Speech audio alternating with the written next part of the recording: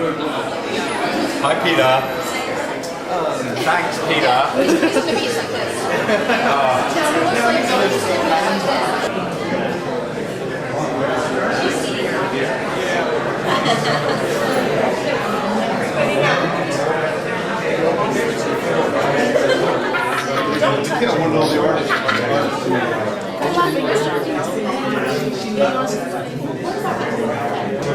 Everything's deteriorating.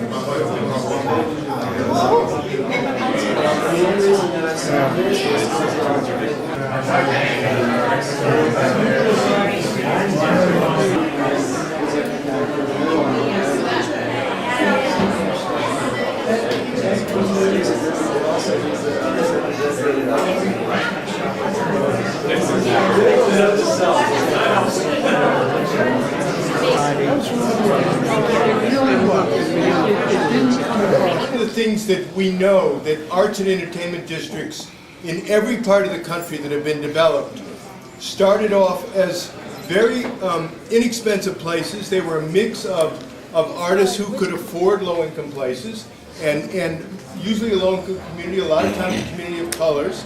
And the neighborhood was vital and exciting and spontaneous and rich and had a history. And so it was much more interesting than the shiny new places like the Inner Harbor. And people discovered it and they wanted to move into this exciting place. And they wound up forcing the old residents out. And then they forced the artists out. And then it was boring. And then they tried to find where the next exciting place is. And they forced the old citizens out and the artists out over and over and over again. We want to try to do something different.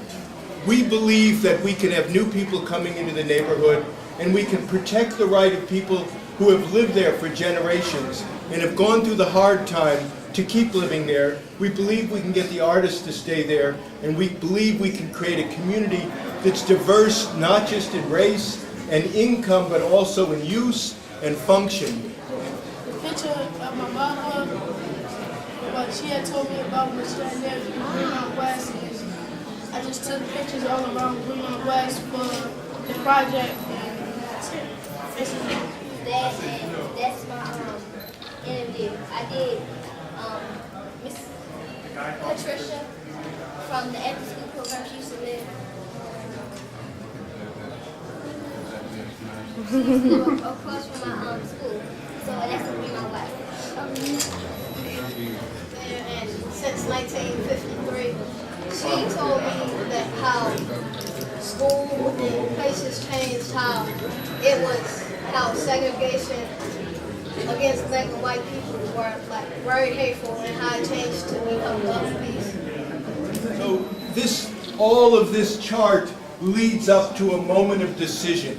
And so what this chart is really about is creating a vision where it'll be monolithic, boring, and wealthy, or whether there'll be this rich mix of people and houses and factories and bars and coffee houses and libraries and community centers where the streets are vital. I don't know if anybody's been in the Audubon. The Audubon used to be a vital, exciting neighborhood with little bars and grocery stores, and then they revitalized it. Now you go down the Audubon now and there's nobody in the street. It's dead. It looks pretty, but the vitality's gone. And so what this is about is fighting for the vitality of neighborhoods. The African American communities in this city in the 30s and 40s were the safest places in the city to go. You wanted to go to dangerous neighborhoods, you went into the Italian and Irish neighborhoods. That's what was dangerous. And as Mr. Willie has shown on this chart, corner after corner after corner, every single one of these corners had another little shop, a grocery store, a bakery, a shoemaker, and there was people in the street. And so vitality is a function of diversity. And it's this path that this map is about. And it's this path that people in this neighborhood are fighting for this choice as opposed to that. Thank you.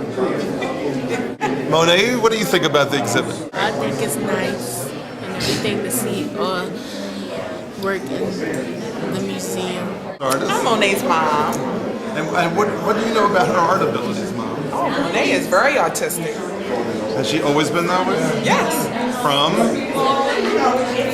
Since a baby, she was always drawing on everything. And I'm just a stick person. I draw stick people, but she would come and just draw over time on stick people, and they were beautiful people. I did this because I had a niece who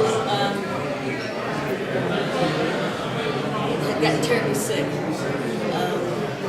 Lupus, asthma, bronchitis, then she had one dialysis, and then she had a stroke. When she had that stroke, she just ended up. And so this really was something special with her. She came from Maryland, and she traveled back and forth to Baltimore. She had a lupus doctor at the university. She also went to Johns Hopkins University Hospital. And then she passed at the age of 28. And she left to come down to Baltimore. And every time she came down, we would go to get the half and half. And she really loved that. And then she loved to go to Popeyes and chicken chicken wings and biscuits and the rice. And her name was Zenzel Nano. And so, we miss her a lot, The last 2 years, which I've grown to love, he supported me very much. But during that process, we were going through some changes, which we had to deal with ABDI together with the city, together with John Hopkins. So through that change, I decided my story about remember family is a very strong word. Because with families, there are no lives. Family is so important. And what they were trying to do was to break up family lives. And we said, no way, you all are not going to mash up family lives. So that's just my way of saying, remember, family is a very strong word. So I decided to put the words and a little portrait of my kids here. Thank you very much.